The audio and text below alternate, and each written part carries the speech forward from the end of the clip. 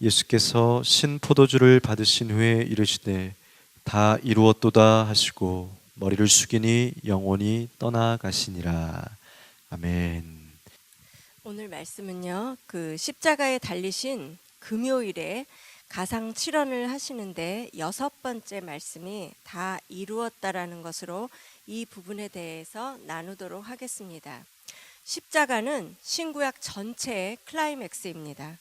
구약 성경이 오래전에 예언했던 그분이 드디어 세상에 오셨고 십자가에 못 박히십니다. 그런데 정말 이상하게도 십자가에 대해서 너무 간단히 말합니다. 사건의 나열만 있을 뿐입니다. 성경 가운데 가장 웅장한 찬송시와 혹은 우리의 가슴을 찢는 비탄과 회개의 기도문이 등장해야 한다면 바로 이 장면이 됩니다. 그러나 복음서 기자들은 문학적인 재주와 신학적인 지식을 총동원해서 찬송시를 적거나 십자가를 멋지게 설명하지 않고 마음을 억누르고 역사적 사실만 담백하게 기록했습니다. 이것은 하나님의 큰 은혜입니다. 왜냐하면 십자가의 의미를 제한하지 않기 위해서입니다. 하나님은 십자가에 대한 우리 각자의 고백을 듣고 싶어 하십니다. 그런 고백이 묵상 가운데 나오는 고난주간 되시기를 바랍니다. 예수님은 다 이루었다라는 말씀을 왜 굳이 말로 표현하셨을까요?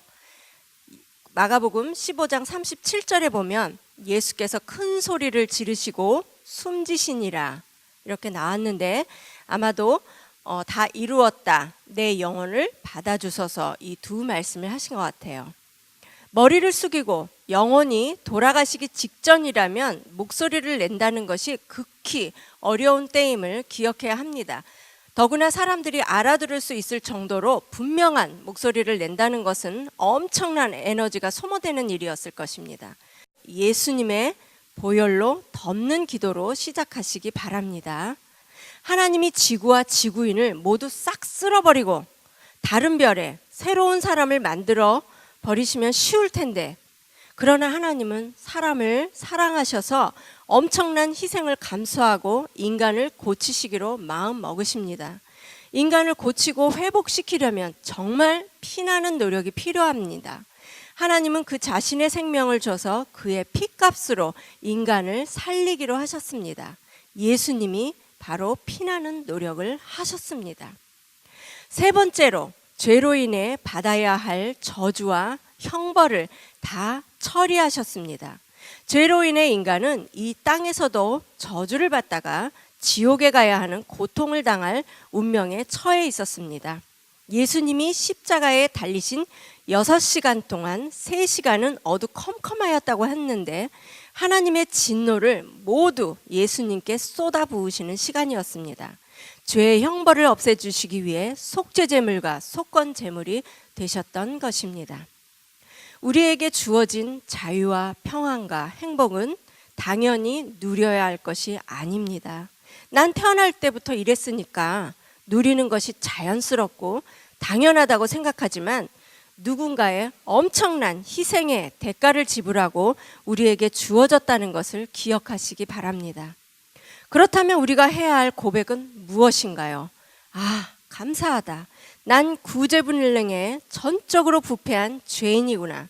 내 삶의 저주는 얼마나 편만히 뿌리박고 있었고 지옥 갈 뻔했는데 예수님 감사합니다 라는 고백을 해야 하는데 이것을 솔직히 느끼기가 쉽지가 않습니다. 신앙생활이 오래될수록 더 쉽지가 않습니다.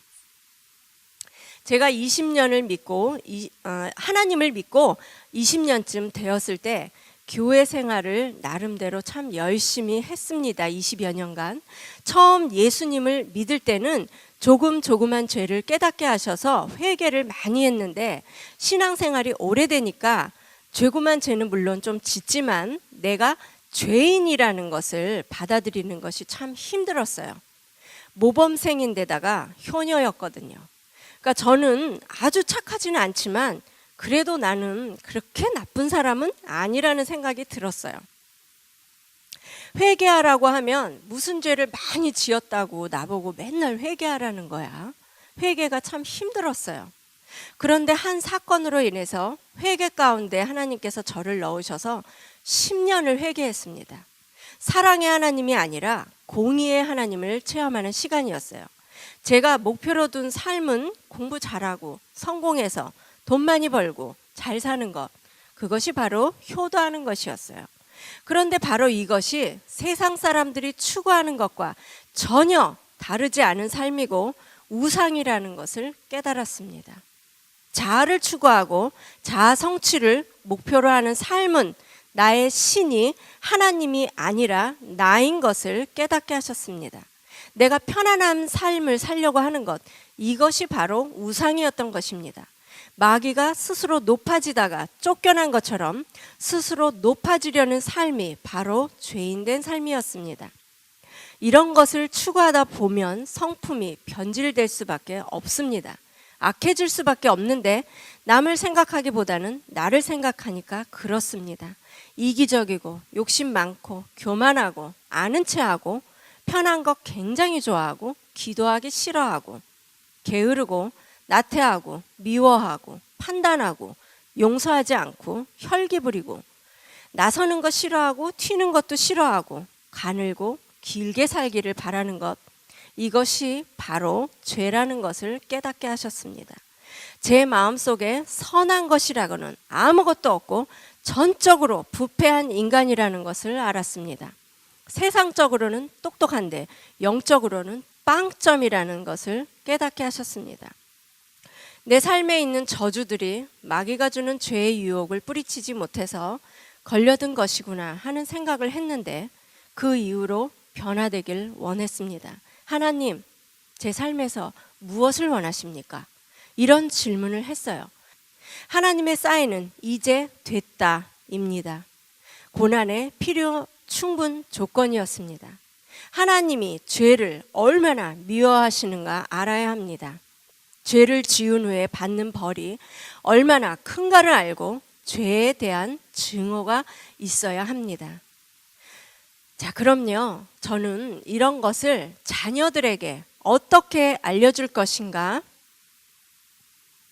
이것을 우리 한번 나눠보았으면 좋겠습니다. 바로 고난절의 식탁, 밥상머리, 자녀 교육을 좀 알려드리기 원합니다. 우리는 배우는 것은 잘하는데 더 나아가서는 하나님의 명령에 따라서 자녀들에게 전수하는 것을 하시면 좋겠습니다. 제가 이런 것들을 왜 소개하냐면요. 여기 빌립보서 3장 19절을 보면 그들의 마침은 멸망이요 그들의 신은 배요 그 영광은 그들의 부끄러움에 있고 땅의 일을 생각하는지라. 그래서 그들의 신 하나님이 뭐라고요? 배요. 그러니까 먹는 것을 탐한다는 거예요. 두 번째로 그 다른 말씀은요. 고린도전서 10장 31절에 그런즉 너희가 먹든지 마시든지 무엇을 하든지 다 하나님의 영광을 위하여 하라고 하셨습니다. 요즘 TV에 보면 맛집을 찾아다니고 요리하고 온통 TV 프로그램이 먹는 것, 여행하는 것으로 문화를 만들어가고 있습니다. 크리스천들도 이런 세상 문화에 아무 비판 의식 없이 휩쓸려가고 있습니다. 식품 회사들은 빼빼로데이, 발렌타인데이, 할로윈데이 이런 것을 만들어서 상품을 쏟아내고 돈을 벌고 있는데 크리스천들도 따라가고 있습니다. 다른 대안이 없기 때문입니다. 하나님이 주신 절기를 통해서 크리스천 문화를 만들어 갔으면 좀 좋겠습니다. 하나님은 절기를 통해서 하나님의 백성들이 세상 문화를 주도하기 원하셨습니다. 우리는 먹기 위해 먹는 것이 아니라 하나님의 말씀을 전수하기 위해 먹는 것입니다. 고난절을 밥상머리 자녀 교육으로 기억하는 그런 시간을 가지시기를 축복합니다. 그래서 저희 영화부에서는 그 부활절 밥상, 오순절 밥상, 추수감사절, 그 다음에 뭐 성탄절 이런 밥상 그 머리 자녀 교육을 하고 있습니다. 자, 이러한 것들을 우리의 문화로 많이 퍼뜨리고 크리스천 문화가 이 세상 문화를 압도해 갔으면 좋겠다는 생각이 듭니다.